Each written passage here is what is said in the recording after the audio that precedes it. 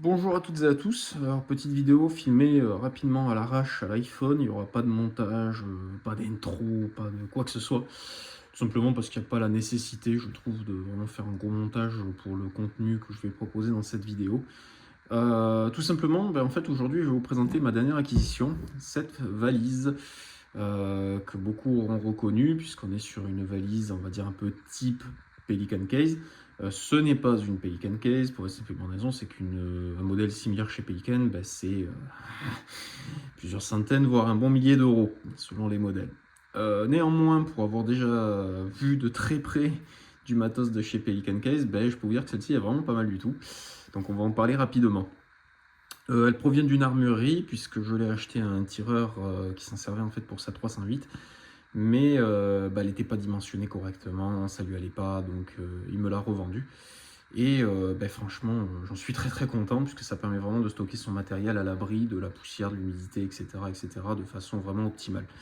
A noter qu'elle est équipée d'un système de dépressurisation, de façon à pouvoir l'embarquer en soute, et ne pas être gêné après pour pouvoir l'ouvrir. Deux poignées, une ici, puisqu'elle est équipée de roulettes. Et heureusement qu'elle est équipée de roulettes, parce que équipée comme elle l'est actuellement, elle pèse un âne mort. On doit être, je pense, à pas loin des 14-15 kg quand même. Si c'est pas un tout petit peu plus même, parce que vraiment elle pèse très très lourd déjà à vide. Et là, avec ce qu'il y a dedans, je peux vous dire que ça fait les bras.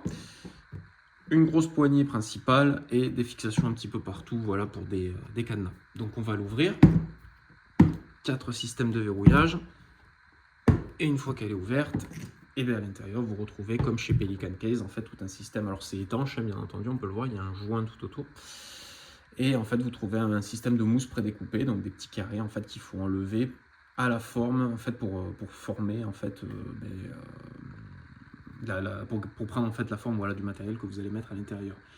Donc moi, elle est équipée comme ceci. Il faut savoir que ces pattes de mousse, bien sûr, sont à usage unique. Une fois que c'est arraché, c'est arraché. Vous ne pouvez pas recoller les petits bouts de mousse. Mais notamment sur le site de Pelican Case, vous pouvez en acheter. Bon, c'est pas donné, mais voilà, vous pouvez toujours en acheter. Et puis il y a même d'autres marques, voilà, qui en font. C'est là qu'on va voir quand même une petite différence avec Pelican Case, parce que honnêtement, je vous dis, j'ai déjà vu de près du matos de chez Pelican. Là, la qualité de la mousse est quand même un peu moins bonne, il faut être très honnête. Ça a tendance un peu à se barrer tout seul, il faut faire un peu attention. Néanmoins, voilà, ça reste de la bonne qualité. Et tant que vous amusez pas à attraper par exemple le 416 et à tirer dessus d'un seul coup, il n'y a pas de risque de tout arracher, vraiment de faire n'importe quoi. Voici comment est agencée la mienne. Donc il y a en fait deux plaques, une plaque en mousse prédécoupée et une plaque en dessous qui elle n'est pas prédécoupée et qui sert vraiment à faire reposer le matériel par-dessus. Donc chargeur, silencieux, mon 416, du matériel, donc la sangle, batterie. Nightcore P10X que je ne laisse pas monter dessus pour la simple raison, c'est que ça défoncerait en fait la mousse alvéolée que vous voyez ici. Un type XPS2, puisque là on a un type comme M4 monté directement sur le 416. Glock 23 KG-War, M9 Marui, 4 chargeurs pour le 416. Et donc voilà.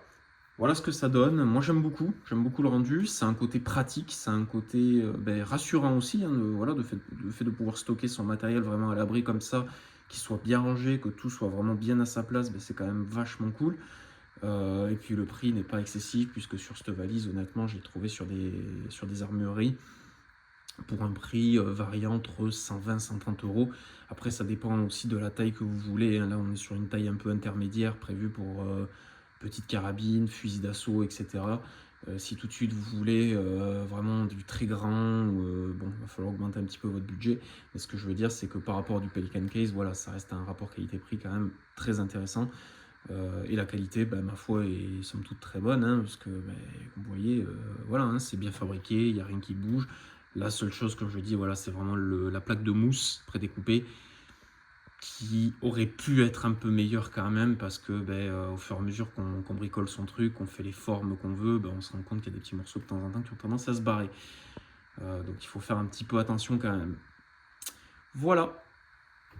Je pense avoir fait à peu près le tour, il n'y a pas grand chose de plus à dire, c'est pour ça d'ailleurs que je ne fais pas un gros montage ni quoi que ce soit, c'est vraiment juste pour vous présenter ce produit. J'en suis très content et vraiment je recommande l'usage de ce genre de matos, parce que c'est vraiment très pratique pour stocker son matériel en sécurité et surtout à l'abri, voilà, de l'humidité, de la poussière et autres. Et puis bon, ça a un côté un peu cool, quoi. Voilà, ça fait plus sympa que dans une housse à 10 balles sur internet, quoi. Là, c'est quand même un peu plus sérieux comme matos. Voilà, je vous souhaite une bonne fin de journée, et puis je vous dis à la prochaine pour une vidéo qui sera un petit peu plus professionnelle, si on peut dire ça comme ça, qui sera un peu mieux montée, etc. Là, c'était vraiment juste pour vous présenter ce produit. Voilà, à plus.